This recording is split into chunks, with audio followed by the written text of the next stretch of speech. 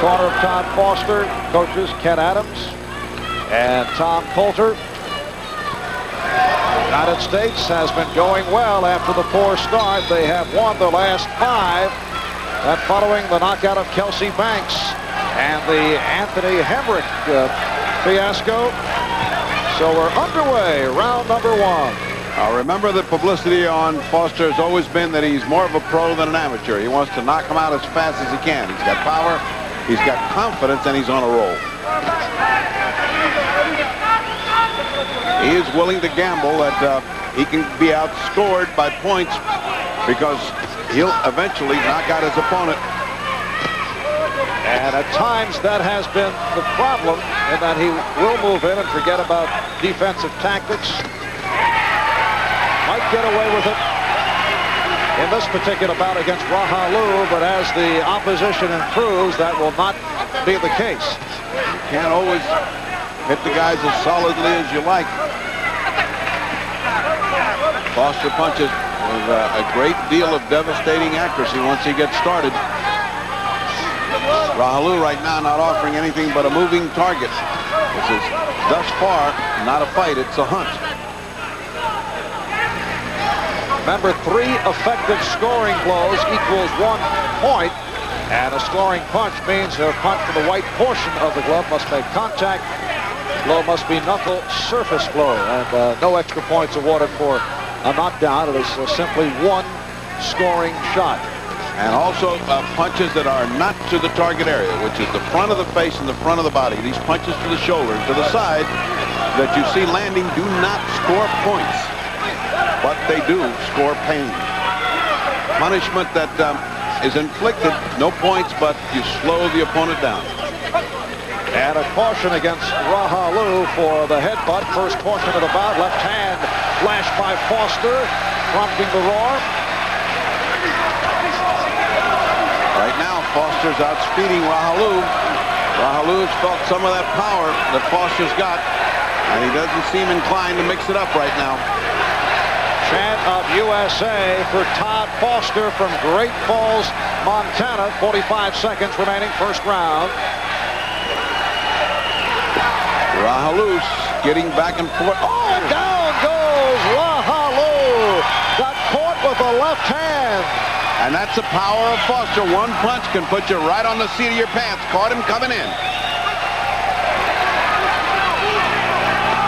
Any combination of standing 8s or knockdowns, adding up to 3 in 1 round, and the bout is over. Adding up to 4 over the entire bout, and it's over. You see the time running down, approaching 10 seconds to go in this opening round. And what a power right hand under the heart he put in as his first punch after the knockdown did Foster. That is it for round 1. And a very nice start for Todd Foster. 22% proficiency in round 1, according to our counterpunch. Foster in the blue, and Khalid Rahilou of Morocco in the white.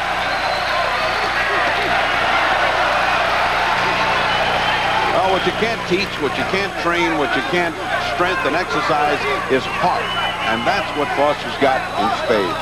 He doesn't have a great defense, but when he gets gonged, he fights even harder. And for a small man with a compact body, he's got an enormous heart.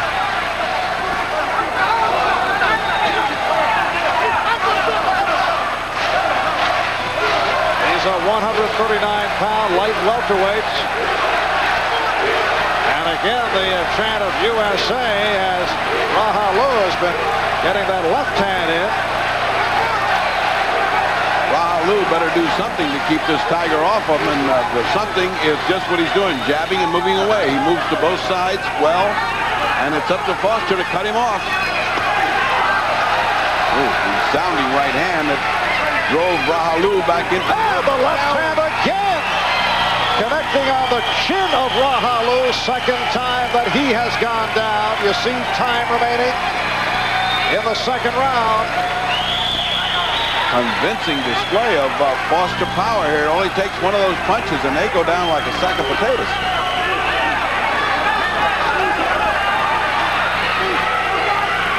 Coming up to the halfway mark of the second round, Todd Foster looking to conclude the caution against Rahilou for a hold. Very few cautions thus far.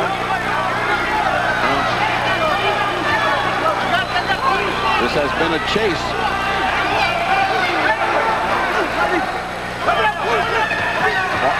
Foster fighting with almost total disregard for anything that Rahilou can put on him. He just wants to land that lead-like left or right that he's got. Boy, he's got power in either hand. Just under a minute left in the second round. Marv Albert and the fight doctor, Bertie Pacheco from the John Chill Students Gymnasium. Todd Foster looking to add to the American winning streak. They have won their last 5 after the slow start. Again, the referee Baumgart just looking to lean in. Big right hand by Foster, and that will do it. Todd Foster has stopped Khalid Rahilou of Morocco, and he is out. And now the concern is for Rahilou. The doctor in immediately. That's the one great thing about Olympic boxing. They have a staff of doctors, and boy, they are fast coming in. Rahilou's moving his legs, moving his arms. He's just got knocked out. It's stunned. It's a concussion. He will be up in a few moments.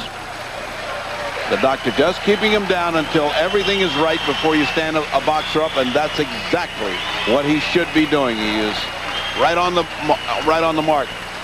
The referee was just moving in to give a standing 8 count, and of course, here he's getting up nice and slowly.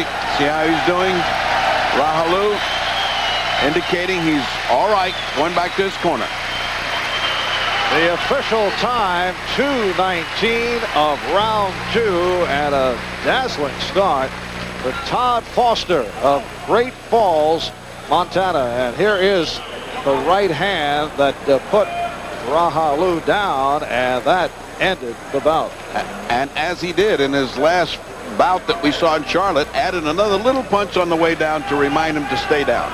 It's like, this is going to hurt, and the next one is just to remind you, don't get up. Yeah, we got a good look at Todd Foster and his power in that United States-Canada dual meet in August in Charlotte. In fact, Foster re-injured his hand, said that no problem, it's okay, and obviously it is. We saw both the left hand and right hand at work here today. Used with great power and used accurately. He didn't waste any motion. I really like what I saw today in Todd Foster. And next for Todd Foster in this light welterweight bracket, Chung Chin-chul of Korea, who earlier today won by a 3rd round knockout. So that should be a very solid matchup for Todd Foster. An impressive start as he stops Khalid Rahilou of Morocco in the second round. Now to Wally World. Here's Wally Matthews. Well, Todd, a spectacular win tonight, but you seemed to be a little bit tight until you landed the first knockdown punch. Was that just a case of first bout jitters or what? I think it was mostly first bout jitters, because I get better as the tournament goes on. I'll get stronger and stronger. I was just a little bit off. My range wasn't quite there. I was just coming up a little bit short. Then finally I started stepping it up a little bit and caught him with an overhand right at the end there. Before the bout started, I noticed you glancing up into the stands at your family and friends. How important is it for you to have them there? Well, it's important because, you know, you're in a foreign country. Nobody else is here rooting for you. So it's really nice to have somebody there. There's been some concern among U.S. boxing people that you could have some problems with the referees here because you have a bit of a roughhouse style. And I noticed that you did try to get one more punch in after the final right hand. Are you worried about that at all? No, I'm not worried about it because I'm going to fight my game, and whatever happens, happens. Here I am right there. I stepped up and caught him with that overhand right. And I felt him going down, but I wasn't for sure. He fell right at my knees. You got the Korean coming up next. I'm sure it's going to be a tougher night than this one was tonight. What do you know about him and how will you fight him? Well, I didn't get to see too much of him. I know he's a right-hander, which is nice because it's a little bit easier to fight him, a right-hander than a lefty because he's a little unorthodox. But just going with my same game plan, throw a lot of punches and try to catch him. Okay, Todd Foster, a big winner here tonight. Now back to Marv. Thank you, Wally. So for Tom